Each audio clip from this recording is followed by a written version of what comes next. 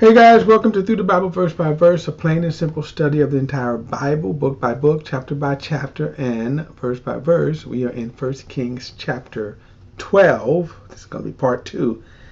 And let me pull up my thing again. What we're going through here is the divide of the kingdom. Let me show you quickly. This is a breakdown of the kings. The kings of Israel and Judah, and we're studying right now why this list came about, why this division came about. The northern kingdoms of Israel. Right now we're going to see Jeroboam, and then Rehoboam, who is the son of Solomon. Rehoboam is going to be the one who called this division. So as we move now through 1st and 2nd Kings, this is the division we're going to see back and forth. Now when we move, I believe it's at some point, 1st and 2nd Chronicles. 1st Chronicles deals with David's kingdom.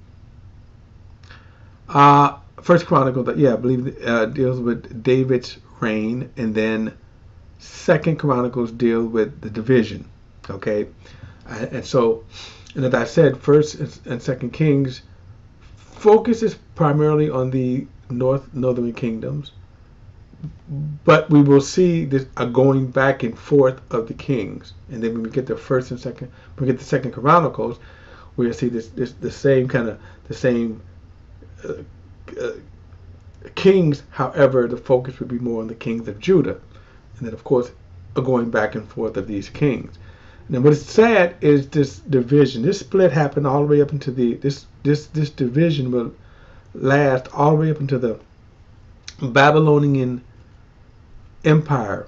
When the invasion, and then after that you don't see the division again. Of course, after the Babylonian invasion, Israel is never again a freestanding nation. And what I mean by that they will always be under the rule of one of the world kingdoms. So Babylon, the Babylonian kingdom, Median Persians, the Grecians, the Romans, and even today, even though they are a freestanding kingdom, they do so with the aid of the allies, like the United States. So if they did not have the allies, the Arabs would pounce on them if they could. Okay, all right. So so this is right now in chapter 12. What we're reading is why why this division happened, and it is because of foolishness. All right, so I'm going to start with verse 1 again and read on. It says, Rehoboam went to Shechem, for all of Israel had gone to Shechem to make him king. Now, Rehoboam, and again, so you have to remember the difference, Rehoboam and Jeroboam. Rehoboam is Solomon's son, and Jeroboam is just a guy whom God appointed ruler over these northern kingdoms. When Solomon found out, because the prophet prophesied to him, Solomon sought to kill Jeroboam. He fled to Egypt, and now that Solomon is dead, he reemerges.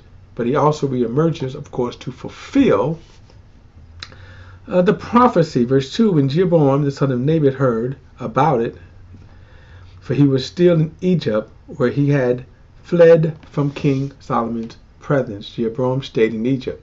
They summoned him, and Jeroboam and the whole assembly of Israel came and spoke to Rehoboam. Interesting that he would come with Israel.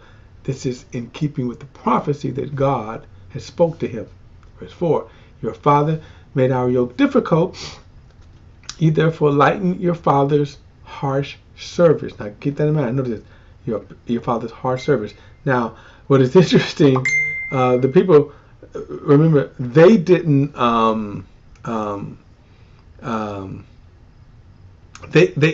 Solomon didn't care about how they what they thought.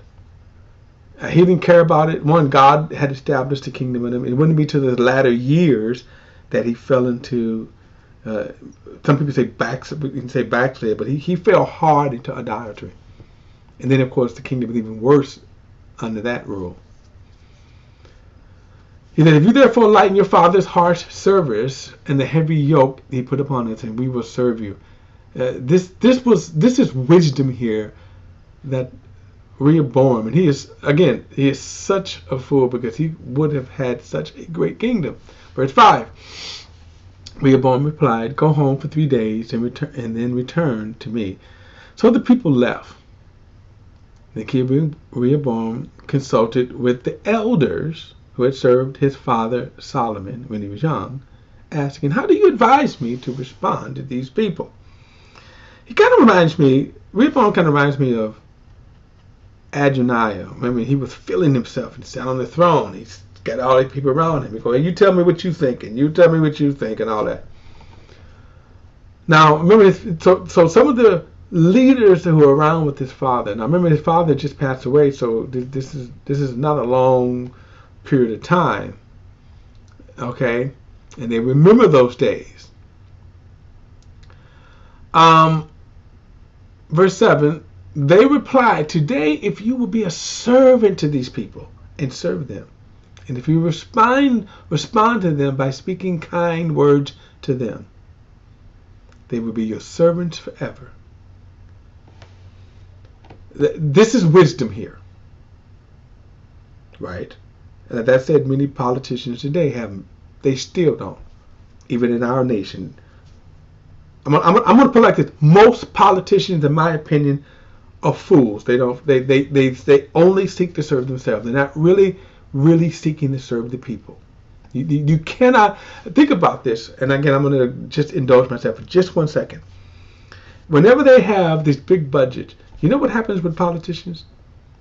They call it pork. They start putting their own thing in. So let's have a big climate thing, and yet all these politicians go, "Oh yeah, we'll vote for the climate thing, but here is our list of all the other stuff that they want in." Anyway, I digress. Verse 8. But he rejected the advice of the elders who had advised him and consulted with the young men who had grown up with him and served him.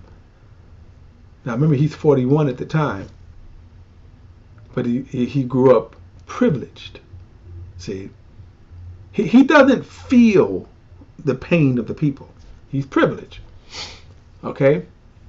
And he asked them, "What message do you advise that we send back to these people who said to me, lighten the yoke your father put on us?"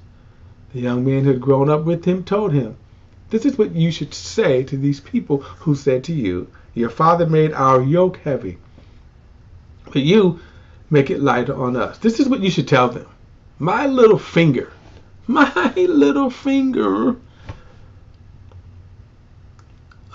is thicker than my father's lawns. Although my father burdened you with a heavy yoke, I will add to your yoke. My father disciplined you with whips, I will discipline you with barbed wires. What a fool.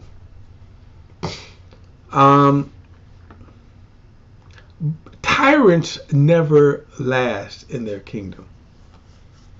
Verse 12. So Jeroboam and all of the people came to Rehoboam on the 3rd day, as the king had ordered. "Return to me on this 3rd day." And then the king answered the people harshly. He rejected the advice of the elders had given him, and he spoke to them according to the young men's advice. "My father made your yoke heavy, but I will add to your yoke. My father disciplined you with whips, but I will discipline you with barbed wires." So instead of them saying, "Yes, king," verse 15, the king did not listen to the people, because this turn of events came from the Lord to carry out his word, which he had spoken through Ahijah the Shilonite, and to Jeroboam the son of Nebat. And when all of the Israelites saw that the king had not listened to them, and the people answered him. Now, before I get to this, now there's a kind of a third point of view here, and that is God's point of view. And when you see something like this, what's kind of interesting is, how do you read this? In other words, did God harden their hearts? Or when I say harden their hearts, he certainly hardened their hearts. But did God make Israel or Rehoboam do this? That Rehoboam had no control? And I would say that we can look at that God is using their foolishness against them. And we're going to see this a lot. That God uses the foolishness in his counsel. In other words, he already spoke this, but now he's going to use these fools to carry out his decree.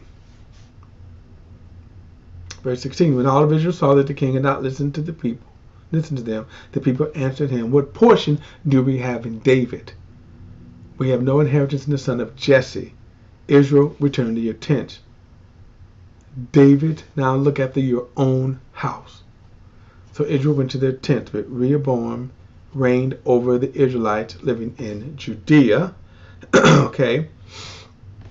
So this was, again, a civil war, a rebellion. Okay. Verse 18. The king Rehoboam sent Adoram, who was in charge of the, now get this, forced labor. In other words, Rehoboam is still going to try to collect taxes. He's still going to try to make them work under harsh labor. But all of Israel stoned him to death, and King Rehoboam managed to get into the chariot and flee to Jerusalem.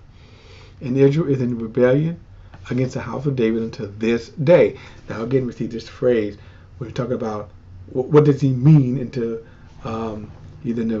in rebellion until this day. What does he mean by that? Okay. In terms of the time frame of the writing, or whoever the writer was.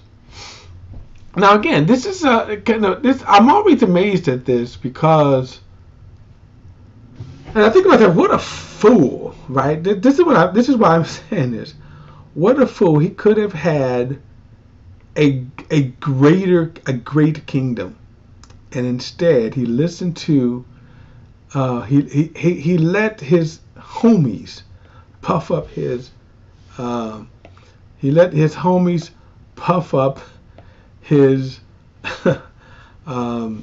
ego.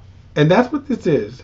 Now, in my opinion, I think what you have right here is he grew up privileged. And as a result, he grew up privileged. And so he had no common ground with the people. He didn't, All right, so verse 20, when all of Israel heard that Jeroboam had come back, they summoned him to the assembly and made him king over Israel. No one followed the house of David except the tribe of Judah alone. Now, Levi, remember, is not counted as a tribe. When Rehoboam arrived in Jerusalem, he mobilized 180,000 choice warriors from the entire house of Judah and the tribe of Benjamin to fight against the house of Israel, to restore the kingdom of Rehoboam, the son of Solomon. Let me make a correction right here too. Benjamin and Judah will follow King David. Verse 22, but a revelation from God came to Shemaiah, the man of God. This is the one who prophesied to Jeroboam that he was going to be king over the northern kingdoms. It says, say to Rehoboam, son of Solomon, king of Judah, the whole house of Judah and Benjamin, and to the rest of the people, this is what the Lord says.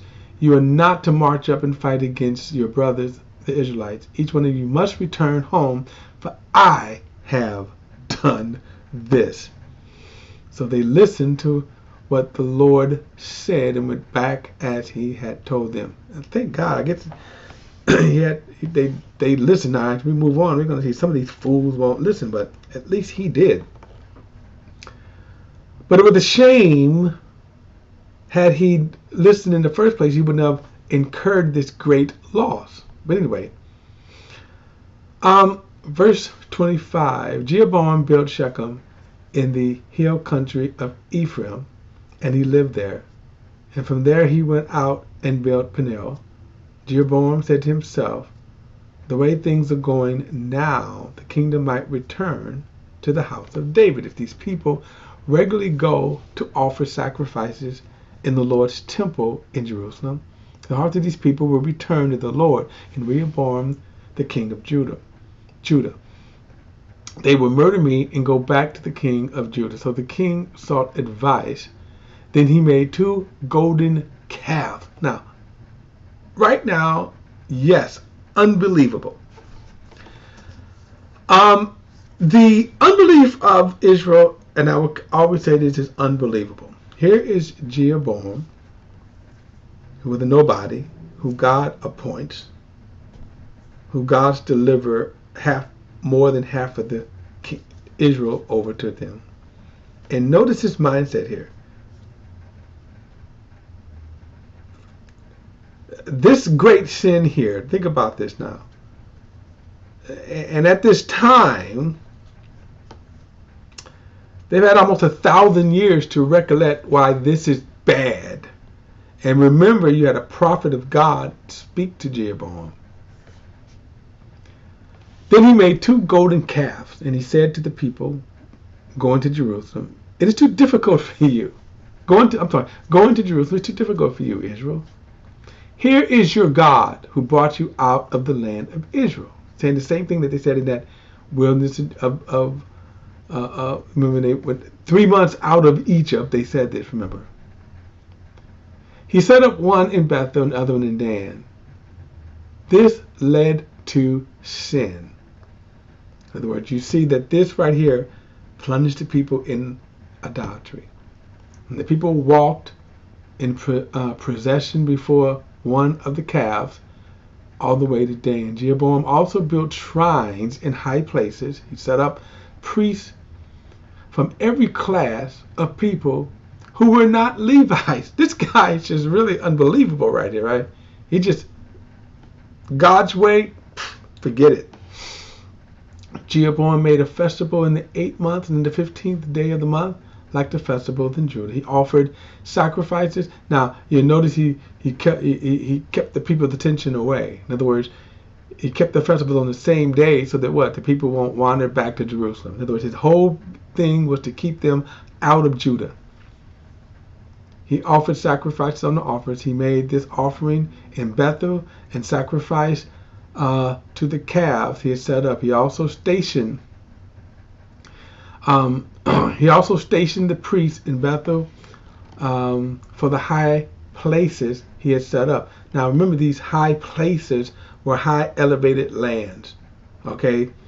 And the pagan way of thinking is that the higher up you get, the closer you are to the heavens, the closer you are to the God. Verse 33, he offered sacrifices on altars he set up in Bethel on the 15th day of the 8th month. He chose this month on his own.